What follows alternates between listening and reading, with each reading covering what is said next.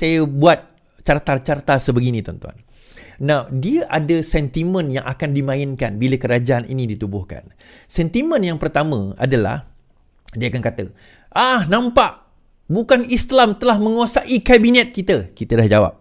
70% kabinet tersebut terdiri daripada orang Islam.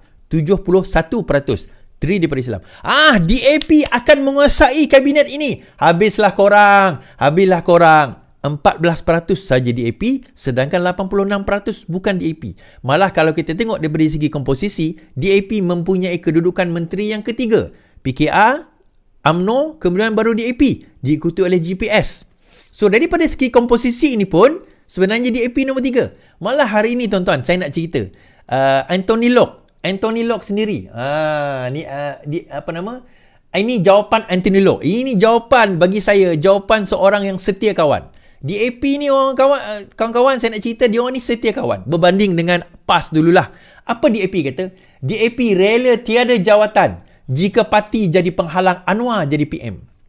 DAP berkata, ketika Pakatan Harapan berdepan kebuntuan membentuk kerajaan kerana tidak mendapat majoriti di Parlimen, parti itu sedia berkorban demi negara. Setiausaha Agung DAP Anthony Locke berkata, parti itu juga komited menyokong pengurusi PH Anwar Ibrahim menjadi Perdana Menteri. Sokongan tersebut katanya diberikan DAP tanpa sebarang syarat. Pada masa yang sama, DAP juga sedar pendirian tersebut bermakna parti itu sedia mengorbankan kedudukan mereka dalam kerajaan demi Anwar Ibrahim. Dia bukan taksub kepada Anwar, tuan-tuan. Dia cerita bukan taksub kepada Anwar. Ini cerita kita nak bagi tahu bahawa DAP ni nak maju ke hadapan. DAP ni parti yang nak melihat negara ni maju ke hadapan. Negara ini selesai masalah ni. Dan dia nampak Datuk Seri Anwar Ibrahim adalah salah seorang pemangkin kepada penyelesaian tersebut. Yang orang Islam sendiri tak nampak tau. Orang Melayu kita sendiri tak nampak. Orang Melayu kita, itu masalah orang Melayu, bukan semua lah. Di kalangan-kalangan PN ni, dia tak nampak orang Melayu kita ni sebenarnya bijak pandai. Anwar Ibrahim insya-Allah boleh menyelesaikan masalah tersebut. Masalah negara kita tengok mata wang sekarang ni dah 4.3. 4.3, tuan-tuan. Yang teruknya saya lah, sebab saya punya tukaran wang saya, pendapatan saya dalam US dollar.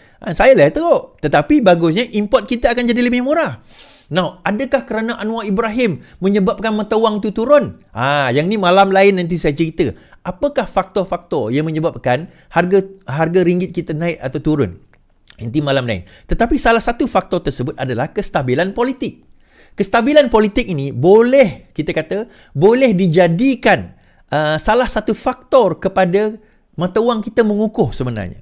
Dan bila pengumuman Anwar menang, Pakatan Harapan menang, Anwar menjadi Perdana Menteri, pada masa itu kita nampak pengukuhan di dalam ringgit yang dijangkakan dalam minggu hadapan ini turun sehingga 4.3. Sekarang ni pun kalau kita tengok USD to MYR, MYR sekarang ni pun lebih kurang dalam 4.39. Dia akan menyusut sehingga 4.30 by the end of next week. Minggu hadapan ni akan ada turun, menyusut ke dalam jumlah yang sedemikian. So nak bagi tahu bahawa dalam kedudukan yang ada sekarang ini, kestabilan politik itu juga salah satu faktor kenapa mata wang kita mengukuh. Now, ini DAP dah jawab dah, tuan-tuan. Tetapi orang-orang Perikatan Nasional, PAS, Bersatu, terutama orang PAS lah, dia tak boleh move on.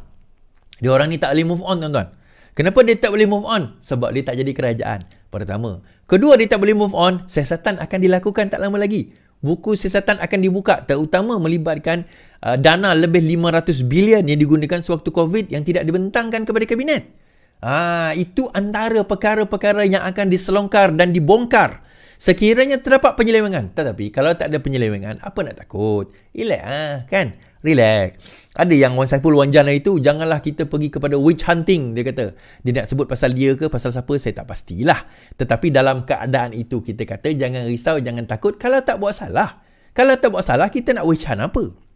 Okay. Now, soalan seterusnya. Kenapa Zahid Hamidi is? Kenapa Zahid Hamidi? Ini aku tak boleh nak brain. Zafrul tu cerita lain. Yang Zafrul tu cerita lain. Kenapa Zahid Hamidi? Okay, tuan-tuan, ni nak cerita lah. Macam saya kata tadi, ini satu kerajaan reluctant government. Satu kerajaan yang kita pun tak nak sebenarnya. Kalau diikutkan, kita pun tak nak. Kalau ada pilihan lain, kita pun nak ada pilihan lain. Okay, now kita tengok dahulu. Katakanlah bukan Pakatan Harapan. Katakanlah Perikatan Nasional mendapat peluang membentuk kerajaan perpaduan. Dia nak ambil tak UMNO? Dia nak tak ambil, kena tak ambil UMNO? Now, kita kira 80 campur 82 campur dengan 30, 112. So, nak tak nak, geng-geng Muhyiddin perlukan kepada UMNO. Tetapi dia kata tak perlu semua Is. Dia perlu 10 saja. 10 yang sokong itu. 10 tu cukup. Okey, kita kira. 73 campur 10, 83. Now, daripada mana balance? Dia kata GPS 22. Ini yang menarik. Saya nak bagi tahu. GPS akan pergi di mana UMNO pergi.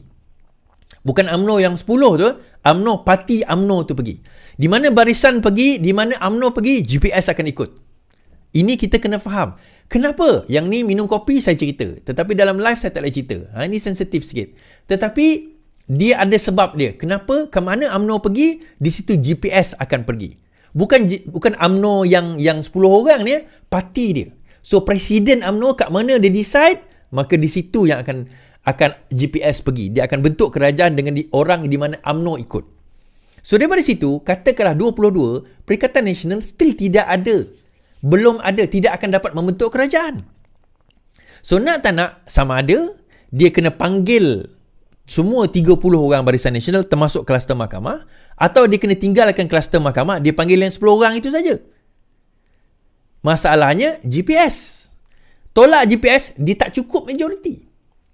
Dia tak akan cukup majoriti. Tetapi hari itu kan GPS sign itu, GPS was told, GPS diberita palsukan bahawa UMNO, Barisan Nasional menyokong Perikatan Nasional. Muhyiddin Yassin kata, bukan Muhyiddin Yassin kata lah, broker dia kata bahawa sekarang ini UMNO Barisan Nasional dah bersama dengan mereka. Itu yang Abang Jo berani buat press conference. Belum orang lain buat press conference, dia buat press conference dahulu sebab dia confident. Barisan Nasional bersama dengan kerajaan ini. Sekali tengok rupanya bukan Barisan Nasional. 10 orang UMNO je dengan MIC dengan MCA. Itu yang berlaku. Tak cukup. Abang Jo was misled. Misrepresented. Misrepresent. Di dalam kenyataan tersebut. So, bukan salah beliau lah. Dia, maklumat yang salah. So, dalam keadaan ini, still tak boleh nak bentuk kerajaan. So, kena bentuk dengan Kerajaan Pakatan Harapan yang paling stabil. Yang di-Pertuan Agong nampak benda ni. Now, tuan-tuan, kalau kita nak bentuk kerajaan yang paling stabil, kalau kita kira lah dalam kestabilan, PH campur BN dah cukup dah. 112. Itu paling stabil. Sebab 2 parti je. Kita tak perlu banyak-banyak parti. Now, GPS masuk, PDP masuk, GPS masuk, GRS masuk, itu mengukuhkan kedudukan yang memang dah kukuh. So, itu menambah kalau ada 2-3 yang nak melompat. Kita kata, itu menambah. Sekarang tak boleh melompat lagi lah kan. Tetapi mereka tak boleh melompat. Tapi tidak bermakna mereka tidak boleh menyatakan sokongan di dalam undi percaya kepada orang lain. Jadi ini yang kita kena faham. Permainan ini yang kita kena faham. So, dalam keadaan tersebut, disebabkan oleh itu, maka sekarang ini YDPA nampak, macam yang saya tunjuk tadi dalam carta tadi, kestabilan paling tinggi adalah yang 82, Pakatan Harapan. Now, balik kepada soalan kita. Habis kalau macam tu, kenapa juga nak ambil Zahid ni? Dia macam ni. Yang pertama, kuota dibagi oleh Datuk Seri Anwar Ibrahim kepada parti-parti tersebut. Kuota diberi oleh Datuk Seri Anwar Ibrahim kepada parti-parti tersebut. PKR dapat berapa ni. So, parti itu menentukan siapa yang mereka nak hantar sebagai wakil. Okay? Parti itu yang menentukan siapa yang mereka nak hantar sebagai wakil. Bukannya Anwar Ibrahim yang menentukan, okay, yang ni boleh, yang tu tak boleh. Tak ada. Bila dia bagi nama, maka Anwar akan kata, okey, setuju. Dia bagi nama, Anwar akan kata, okey, setuju. Teruskan, tak ada masalah. Itu dalam keadaan ini, kita kena faham. Anwar tidak akan mempersoalkan apa yang dihantar oleh parti-parti sebagai senarai dalam kabinet mereka. Now, dia kata, takkan Anwar tak ada kuasa? Bukan masalah ada kuasa. Ini bukan kerajaan Anwar Ibrahim. Anwar Ibrahim adalah penyelaras kerajaan YDPA. Ini kerajaan perpaduan. Dia kerajaan Anwar Ibrahim, kerajaan Pakatan Harapan. Kalau Pakatan Harapan itu memegang majoriti 112 ke atas, 111 ke atas, 12. 112 ke atas, maka itu kerajaan Pakatan Harapan. Disebabkan ini bukan kerajaan Pakatan Harapan, disebabkan ini Pakatan Harapan tidak ada majoriti di dalam kerajaan ini, maka kita tak boleh panggil ini kerajaan Pakatan Harapan. Sebab itu saya kata ini kerajaan YDPA. Kan? Kerajaan perpaduan kita kata. Now, sebenarnya macam saya kata awal tadi, perpaduan yang tuanku baginda tuanku nakkan adalah PH campur PN. Pakatan Harapan campur Perikatan Nasional. Itu yang asal dia. Tetapi PN tolak. Itu yang asal. So PN tak boleh nak kata ini tak betul, itu tak betul. Tak boleh. Sebab PN was offered. Itu kerajaan perpaduan yang pertama di offer. Yang pertama sekali. Kalau tuan-tuan ingat.